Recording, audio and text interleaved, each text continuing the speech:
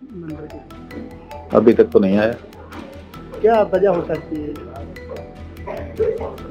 हम क्या जाने इसमें, हम कैसे बता सकते हैं वजह। आपको पता है कौन राम को लाया? राम को गाय लेके आई है, क्योंकि जब पृथ्वी के ऊपर अत्याचार बढ़ा तो पृथ्वी ने गाय का रूप धारण किया। वो ब्रह्मा जी के लोक में गई। ब्रह्मा जी ने वहां प्रार्थना की। भगवान ने कहा कि हम अंशों के साथ सूर्य वंश में मनुष्य अवतार धारण करेंगे और तब तुम्हारी भार का हरण करेंगे। तो गाय ही भगवान श्री राम को धरती पर लेकर के आई थी। तो उस गाय को काटा जा रहा है और हम राम की प्रतिष्ठा करके उनके सामने खड़े हो जाएंगे, तो हमको ये ठीक नहीं लगता है। हमको लगता है कि ये ठीक नहीं होगा। इसलिए हमने कहा है कि जब गौ हत्या बंद हो जाएगी देश में, तब हम भगवान श्री राम का दर्शन करने जाएंगे। भारतीय जनता पार्टी से प्रसन्न है कि उन्होंने देश में हिंदू वातावरण बनाया है, हिंदुओं के सोए हुए स्वाभिमान को जगाया है। आज हिंदू गौरवान्वित महसूस कर रहा है। इस बारे में हम उनके प्रशंसक हैं। इस प्रो मोदी हैं। क्यों? क्योंकि हम नहीं चाहते कि मोदी कोई ऐसी धर्मशास्त्र की गलती करें कि उसके पाप के परिणाम स्वरूप उनका पतन हो जाए। बड़ी मुश्किल से उदय हुआ है, तो हम चाहते हैं कि उनके हाथ से कोई गलती ना हो। तक न्यूज पर आपका स्वागत है। हमारे साथ हैं गुरु महाराज शंकराचार्य जी, उनसे बात करेंगे कुछ मुद्दों को लेकर। स्वागत है महाराज जी। महाराज सर, गुरु अपना राम मंदिर के लिए आपको कोई न्योता आया है मंदिर के लिए? अभी तक तो नहीं आया। क्या वजह हो सकती है? हम क्या जाने इसमें, हम कैसे बता सकते हैं वजह। दूसरा मेरा सवाल है, अगर आपको निमंत्रण आता है तो आप वहाँ पहुँचेंगे जी? नहीं, सवाल ये है कि हमने पहले ही ये स्पष्ट कर दिया है कि अभी हमारी हिम्मत नहीं है भगवान श्री राम के सामने जाकर के खड़े होने की, क्योंकि राम ने जिस गाय के लिए अवतार धारण किया था और जो गाय भगवान श्री राम को लेकर के आई थी, गाना बजा रहे हो ना आप लोग कि जो राम को लाए हैं हम उनको लाएंगे। आपको पता है कौन राम को लाया? राम को गाय लेके आई है, क्योंकि जब पृथ्वी के ऊपर अत्याचार बढ़ा तो पृथ्वी ने गाय का रूप धारण किया। वो ब्रह्मा जी के लोक में गई। ब्रह्मा जी ने वहां प्रार्थना की। भगवान ने कहा कि हम अंशों के साथ सूर्य वंश में मनुष्य अवतार धारण करेंगे और तब तुम्हारी भार का हरण करेंगे। तो गाय ही भगवान श्री राम को धरती पर लेकर के आई थी। तो उस गाय को काटा जा रहा है और हम राम की प्रतिष्ठा करके उनके सामने खड़े हो जाएंगे, तो हमको ये ठीक नहीं लगता है। हमको लगता है कि ये ठीक नहीं होगा। इसलिए हमने कहा है कि जब गौ हत्या बंद हो जाएगी देश में, तब हम भगवान श्री राम का दर्शन करने जाएंगे।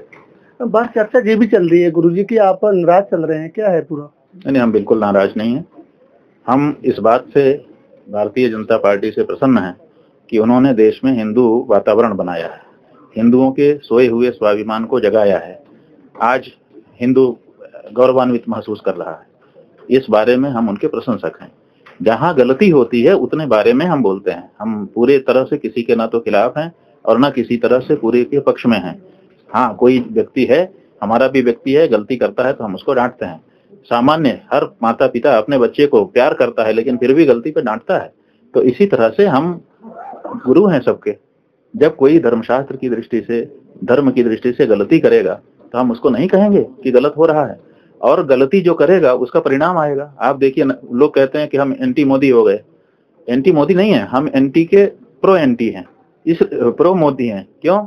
क्योंकि हम नहीं चाहते कि मोदी कोई ऐसी धर्मशास्त्र की गलती करें कि उसके पाप के परिणाम स्वरूप उनका पतन हो जाए। बड़ी मुश्किल से उदय हुआ है, तो हम चाहते हैं कि उनके हाथ से कोई गलती ना हो। इसके लिए हम ध्यान आकृष्ट करते हैं। तो उनके जो चट्टे बट्टे हैं अगल बगल के, वो कहते हैं सारे ये आपके विरोधी हैं। हम विरोधी नहीं है, हम चाहते हैं कि उनके हाथ से अच्छे काम कराए जाएं। इतनी सी बात है। दूसरा एक सवाल है, राजभूमि के क्षेत्र के जो ट्रस्ट के महासचिव है सप्तराय का बयान आया है कि पूर्व रामानंद संप्रदाय मंदिर को सौंपा जाए, उसकी प्रतिक्रिया की जाएगी? नहीं, वो कहते हैं, आप ठीक से नहीं बता पाए। उनका वक्तव्य कल ये आया है कि ये संप्रदाय, ये रामानंद संप्रदाय का मंदिर है, शंकराचार्यों का, शैवों का, शाक्तों का यहाँ क्या काम है। तो हमारा ये कहना है कि वो जो जगह है जहाँ चंपत राय इस समय बैठे हुए हैं, वो बहुत बड़ी जगह है। उनको बहुत उदार हृदय रखने की आवश्यकता है। और ये हिंदू समाज में फूट डालने वाला वक्तव्य है उनका कि रामानंद संप्रदाय का है। अगर रामानंद संप्रदाय का है तो बाकी हिंदू समाज से क्यों चंदा लिया गया? जिस समय ये मंदिर बनाने की बात थी, चंदा लिया जा रहा था, उस समय क्यों नहीं ये स्पष्ट कर दिया गया कि रामानंद संप्रदाय का है तो रामानंद संप्रदाय के लोग चंदा देते, बाकी लोग ना देते? लेकिन इसमें तो हर हिंदू ने दिया, हर राम भक्त ने दिया, हर देशवासी ने दिया। क्यों? वो रामानंद संप्रदाय के कारण दिया, वो अपने कि हमारे राम है, ये राष्ट्र के राम है। आप इनको छोटे से परिधि में बांध रहे हो। दूसरे आप कहते हो रामानंद संप्रदाय का है, शंकराचार्य का क्या है? भाई हमारा मंदिर नहीं होता, शंकराचार्य का कोई मंदिर नहीं होता, लेकिन शंकराचार्य हर मंदिर पर धर्म की व्यवस्था देने के लिए अधिकृत हैं, धर्म का निर्णय हम देते हैं। तो और जो रामानंद संप्रदाय का आप कह रहे हो, रामानंद संप्रदाय का शास्त्र भी वही है जो हमारा शास्त्र है। हम दोनों का शास्त्र अलग अलग नहीं है कि उनका शास्त्र अलग है, हमारा शास्त्र अलग है। हम लोग एक ही शास्त्र के अनुसार चलते हैं। आप ये बता दे, कोई भी विद्वान रामानंद संप्रदाय का बता दे, चंपत राय बता दे, कोई विद्वान बता दे, जो पंडित वहां पर प्रतिष्ठा कराने के लिए आपके दबाव में जा रहा है, वो खड़ा होकर के बोल दे कि अधूरे मंदिर में कैसे प्रतिष्ठा होती है। अभी मंदिर पूरा बना नहीं, आप प्रतिष्ठा कर रहे हो, क्यों कर रहे हो?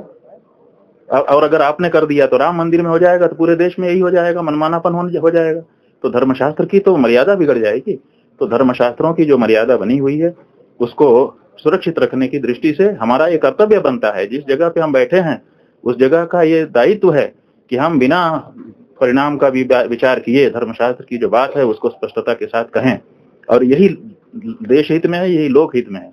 अगर अशास्त्रीय कार्य होगा तो उसका परिणाम होता है। अगर हम शास्त्र के अनुसार करते हैं तो हमको अच्छा फल मिलता है, अगर हम शास्त्र के विरुद्ध करते हैं, मनमाना करते हैं, तो हमको बुरा फल मिलता है। तो जो लोग उस कार्य में लगे हुए हैं, और उस कार्य में तो अब कोई एक व्यक्ति थोड़े लगा है, पूरा देश लगा है, तो पूरे देश का अहित होगा। हम इसका विचार करके बोल रहे हैं। गुरुजी, जैसे कोई धर्म है या कोई मंदिर है, सभी के लिए एक होना चाहिए। जैसे राजनीतिक कुछ नेताओं की वजह से बंटवारे हो रहे हैं, ऐसे कैसे देखते हो इसको आप? हम यही कह रहे हैं कि बंटवारा इसी तरह के लोगों के कारण हो जा रहा है, जैसे चंपत राय। अब चंपत राय ने ये जो वक्तव्य दिया है, देशव्यापी निंदा हो रही है। जिन मोदी जी ने भरोसा करके उनको बैठाया है, वो मोदी जी परेशान होंगे उनके वक्तव्य से कि ये क्या भेद करने वाला वक्तव्य दे रहा है व्यक्ति। तो समझदार व्यक्ति को सही जगह पे बैठाना चाहिए ना, जो उदारता पूर्वक सबको लेकर के चले, सबके हित की बात करे, शास्त्र का पालन करे, आपका भी हित करे। आपने ऐसे छोटे व्यक्ति को बैठा दिया जो छोटी बात कर रहा है। ये तो मोदी जी को भी जवाब देना पड़ेगा, उनकी पार्टी को जवाब देना पड़ेगा। ऐसे आदमी को बैठाना नहीं चाहिए। ऐसे विचार करके अच्छे आदमी को बैठाएं ताकि वो अच्छा वक्तव्य दे, सबको समाहित करे। राम जी सबके हैं, सब राम जी के हैं। कौन बनाया है? रामानंद संप्रदाय का शास्त्र अलग नहीं है। रामानंदी कोई खड़ा होकर बता दे कि अधूरे मंदिर में कैसे प्रतिष्ठा होती है, बता। हम सुनना चाहेंगे। और अगर हम ये कहते हैं कि अगर रामानंद संप्रदाय का है तो चंपत राय वहां क्यों बैठा है? रामानंद संप्रदाय के साधु को दिया जाना चाहिए ना। रामानंद संप्रदाय की उपेक्षा कर दी गई। निर्मोही अखाड़ा जो रामानंद संप्रदाय का एक अखाड़ा है, उसके व्यक्ति को तो ट्रस्ट में बड़ी मुश्किल से लिया गया, क्योंकि सुप्रीम कोर्ट का आदेश था। उसके बाद चेहरा बचाने के लिए नृत्य गोपाल दास जी को लिया गया, लेकिन नृत्य गोपाल दास जी को लिया भी गया तो पहली बैठक में ही हस्ताक्षर करने का, अध्यक्ष के रूप में हस्ताक्षर करने का जो अधिकार है वो अनिल मिश्रा को दे दिया गया, जो कि राष्ट्रीय स्वयंसेवक संघ के व्यक्ति हैं। पहली ही बैठक में अध्यक्ष से कागजों पर हस्ताक्षर करने का अधिकार आपने राष्ट्रीय स्वयंसेवक संघ के व्यक्ति को क्यों दिलवा दिया? अगर आपको रामानंद संप्रदाय पर भरोसा था तो रामानंद संप्रदाय का क्या आपने भरोसा किया? और अभी भी अगर आप कहते हैं कि मंदिर रामानंद संप्रदाय का है, हम स्वागत करते हैं। रामानंद संप्रदाय का सौंप दीजिए और आप हट जाइए वहां से। गुरुजी, जैसे गौ माता को सभी माता मानते हैं, उसकी हत्या अभी तक नहीं रुक रही, क्या वजह है? लगातार जैसे आप भी प्रयास कर रहे हैं और भी बहुत लोग प्रयास कर रहे हैं इसको। देखिए, ये गौ की हत्या इसलिए नहीं रुक रही है, एक तो उसमें पैसा शामिल हो गया है, मांस का विक्रय किया जा रहा है, उससे रेवेन्यू आ रहा है। सरकारों को रेवेन्यू की समस्या हो रही है। उनके नेता जो लोग हैं वो पुराने राजाओं से ज्यादा विलासी हो गए हैं। बहुत खर्चा बढ़ा लिया है उन्होंने, और खर्चा पूरा करने के लिए तरह तरह का टैक्स लगा रहे हैं, फिर भी पूरा नहीं हो रहा है। तो वो चाहते हैं कि कहीं से पैसा आए। तो एक तो ये बात है। दूसरे, राजनीति सम्मिलित हो गई है। कुछ लोग जो है विदेश के, कुछ देश के, उनके ऊपर दबाव डाल रहे हैं कि हमको गाय का मांस दो, तुम्हारी जो देशी गाय है उसका मांस बहुत अच्छा है, हम उसको खाना चाहते हैं, हमको दो, नहीं तो हम तुमको गिरा देंगे। तो राजनीति और अर्थ उसमें सम्मिलित हो गया है, और इसी के कारण ये जो भावना, हमारी आस्था है, वो पीछे हो रही है। और हम जो हिंदू हैं, सच्चे के हिंदू, जो गाय को प्यार करते हैं, जो गाय का सम्मान करते हैं, श्रद्धा करते हैं, धर्मशास्त्र के अनुसार उसका सम्मान करना चाहते हैं, हम चूंकि हम राजनीति में नहीं हैं, सनातनी राजनीति इस समय देश में नहीं है और इसी कारण से सनातन धर्म की जो भावना है उसकी अवहेलना हो रही है। बिल्कुल, ये सन गुरु शंकराचार्य जी जिन्होंने अपना प्रतिक्रिया दिया है राम मंदिर को लेकर और गौ की जो हत्या हो रही है उसको रोकने के लिए सरकार कोई ठोस कदम उठाए। अमरजीत सिंह तक मानसा। सुनिए, हम ये कहना चाहते हैं ठोस कदम ना उठाए, हम ये कहना चाहते हैं कि रामलला आने वाले हैं, आप ला रहे हो बहुत अच्छा है, आप लाओ। तो रामलला जब आएंगे तो वो तो बालक राम है और बालक राम जो है तुरंत 56 भोग नहीं खाता है, व्यंजन नहीं खाता है, उसको दूध चाहिए और माँ का दूध चाहिए।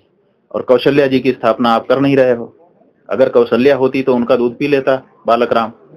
कौशल्या जी नहीं है तो अब उसको गाय के दूध पे निर्भर करना पड़ेगा और गाय का दूध तो हमने भी पिया है जिनकी माताएं नहीं थी और राम भी पिए, तो क्या विशेषता है। इसीलिए हम ये कह रहे हैं कि उनकी प्रतिष्ठा के पहले गाय को राष्ट्र माता घोषित करो और राष्ट्र माता का दूध भगवान श्री राम को पिलाओ पहले भोग में। देखो आपकी जय जयकार होती है कि नहीं होती है, लेकिन आप करें तब है।